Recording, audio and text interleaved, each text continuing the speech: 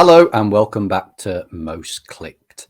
I'm joined by Kyle Campbell from The Education Marketer, Matt Lees from Smile. I'm your host, Nathan from Smile.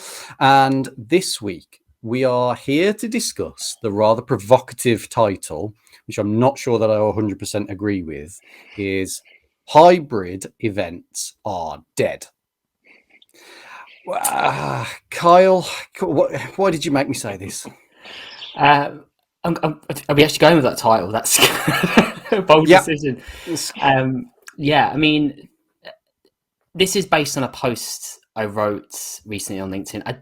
I didn't go as far as say hybrid events are dead per se. What I said was more along the lines of what we imagined hybrid events would be hasn't quite come to pass. So let me articulate what this means in a bit more context. So I think in the kind of peak of the pandemic and through 2021, really, we were very much focusing on, okay, all events that we're delivering now, we need to deliver simultaneously with this on a hybrid element, so we can entertain both a digital and an in-person audience at the same time. But the reality is, in the sector, we've pivoted hard back to in-person, and there's nothing wrong with that. Because students want it in person for the higher education experience and making people feel like they're part of campus and that sort of thing. In person is clearly the superior option. But that doesn't mean digital isn't important. And in some cases, for international audiences and postgraduate students, digital is very valuable. But looking at it holistically, what you have there isn't a hybrid model where you're desperately trying to make the in-person stuff happen on campus translates into a digital experience. There are other ways you can do this. So for one option, I said that you can have your in-person days, but you can also run like digital ones, so you know how to cater to your audience. But the one that was resonated with people the most was actually saying, right, it's not just about the in-person day and the event as it happens, it's about what you do with the content afterwards. And this was an idea that resonated with quite a few HE marketers, where you actually record your in-person sessions, but rather than just publishing what you recorded on the day as it was, you actually go over that content and you look for the highlights throughout it. So in any sort of subject taught, there's probably like a good couple of minutes worth of footage where an academic is absolutely killing it. The room's engaged, they're really passionate and in that zone on the topic.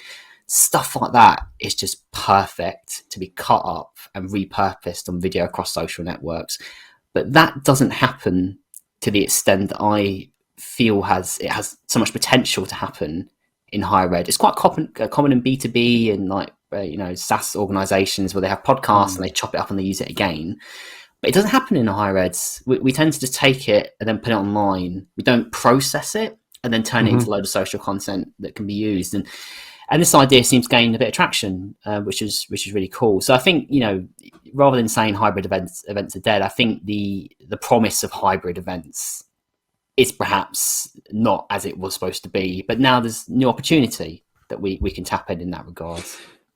Do you even have a clear idea of what a hybrid event is meant to be? Because I'm not sure I do personally, and I'm coming from an agency that builds an online event platform, right? Yeah. And like people come to us and say, okay, we need to do hybrid events. Is your platform set up to do it? And I'm like, well, what is a hybrid event? What does that mean? What does it mean? Because I'm a bit like you, Kyle, I don't think the delivery mechanism is it. I think it's about, for years I've said this, before we even invented an online events platform, we've talked about universities should be more like publishers and they should be prolific in content. And you're a content man, you know this, but why our platform is built around repurposing and repackaging content into a unified narrative, right? And for me, you can take out the word hybrid. The hybrid means nothing. It's just an event. I don't care if that's online, in person, delivered in the metaverse. I don't care. It's the content that I actually really care about and whether I'm able to consume it. So my challenge to you, Kyle, is what is hybrid anyway? This is it, isn't it? I mean, I have an understanding of what some of my audience understand hybrid to be. Um, for me, I would say a hybrid delivery mechanism is meeting audiences' needs. But I think with not the confusion, but the challenge comes and the problems come is when you try to run an event and you go, it's a hybrid event, and you try and cater to both those audiences at the same time. That is incredibly challenging. So for me, I think it's better to split those out. So you don't necessarily have a hybrid event. You have one for digital, one for in person. However, I think it's possible to have hybrid elements throughout an event. So for instance, I've spoken in the past about Amazon Explore, right? So Amazon Explore, it's like a digital tour where a tour guide takes someone around like a city. But at the end of the tour guide takes someone into a shop and they get to pick a product, which is then shipped out to their house and it arrives 2 days later, right? That for me is a hybrid experience because it links that digital and in-person experience. So rather than saying this is a hybrid event, it's quite nice to marry digital with in-person elements to make them more, feel like they're part of that. And that's where the most powerful elements of hybrid for me are.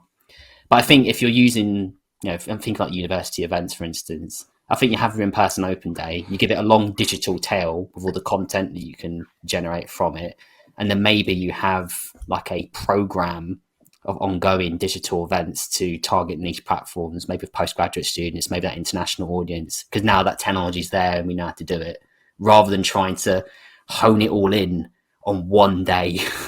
Deliver to both people. It just seems like you're adding so much risk for no reason. It's such an outdated concept of the open in a virtual presence, at least, because the whole point of an open day in the physical presence was that logistically it makes sense to get everybody to come to one physical location on one day because of the logistics of that. With digital, that's not actually a problem. There were some cool examples.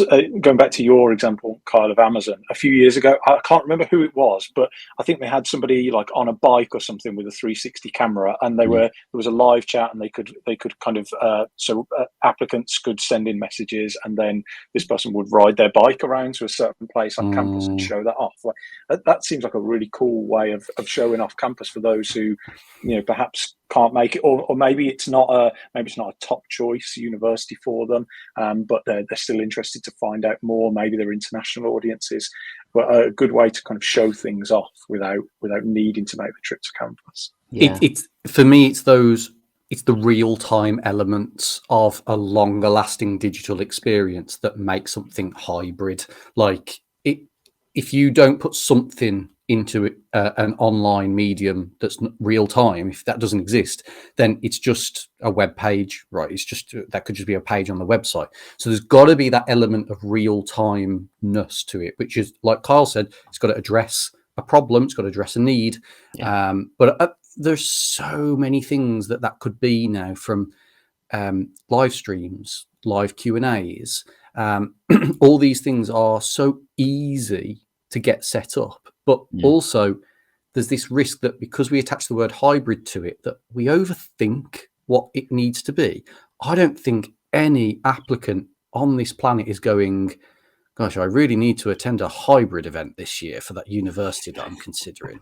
They're just like, I just need to know this information, and it's going to make sense at some point to have a real-time interaction with somebody, and the university needs to be there, it needs to be present, and it needs to use platforms that make it dead easy for people to have that, and to be prolific in how they generate content and engage with audiences. So for me, that the question of what is hybrid, I know I started with what is hybrid anyway, but for me it is those long-lasting digital experiences with elements of real-time interactions in there.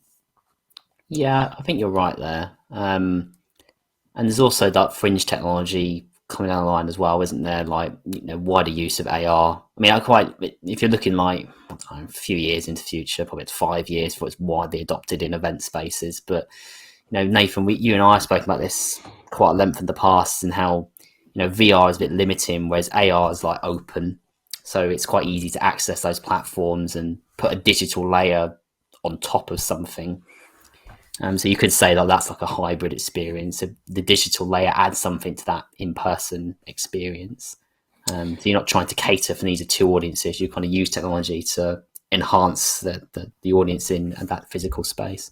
Well, look, last week, we talked about Leeds Beckett, and they had that period of prolific innovation online and stuff, and the experiments. And I would love to see that around online events at the moment, especially as we are coming out of the pandemic, I suppose, to some extent. I'd like to see these miniature experiments as to what these types of events could be and what technologies we could use to power that. I'd also like to have these things happen where they're not even badged as events, like LinkedIn audio, for example. I'd like to see some of those rooms just popping up in people's feeds for PGR and PGT courses and stuff. So I think it's a very interesting time. I think there are a lot of tools at universities' disposal to do lots of stuff. And I think what we're saying here is that we're ending the episode realizing that our headline has fooled everybody, and that actually hybrid events aren't dead. So sorry. All right. Well, thanks as always. Appreciate your time. Thank you to all of our wonderful subscribers out there. If you've enjoyed today's episode, please drop us a like. And until next time, see you next week.